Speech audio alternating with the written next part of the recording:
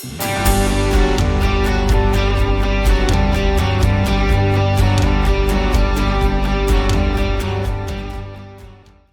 this guy graduates college and he's like, man, I'm going to make it big. I'm going to work for one of the biggest hedge funds. I just need my predictions to work out. And he couldn't make all his predictions worked out. So what he did is he got letters from heads of 2,000 different hedge funds. And he sent half of them a letter saying, this is the reason the S&P 500 is going to go up next quarter. And the other half, he gave reasons why it's going to go down next quarter. Sent them all out. Then he was only right on half of them. So he took that half and he wrote a new letter. Here's why the S&P 500 is going to go down in the next quarter. Here's why it's going to go up. Sent them all out. 250 of them were correct. Brings it back. Third quarter, 250. Go out. Only 125 are correct. Then his fourth quarter, it's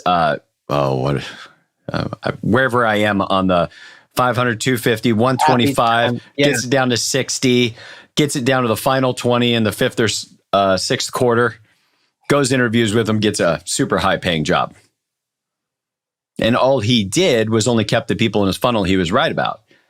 Now, in the old days of the newspaper, you could go back. Now, I'll hand it to Michael Burry. It appears he leaves all his tweets up.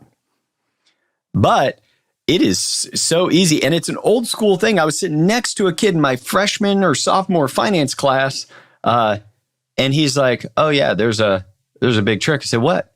He's watched the newspaper. You'll see these pundits, and they'll say, "Here's what the market's going to do in 6 months," and then they'll say 3 months later, "Here's what the market's going to do in 3 months," which is not the same.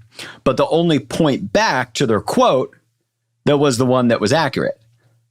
Now, by the way, that doesn't mean they're being, circumstances could have changed between the two, but it doesn't change the fact they only point to their winning things. Yeah. And if what you're doing is putting your quote unquote trades that you're recommending on Instagram or Twitter or something else, well, then you can go back later and you can sanitize your past predictions. So even somebody looks like they're dead on and they say, here's all the places we were dead on. They're giving you a limited view set.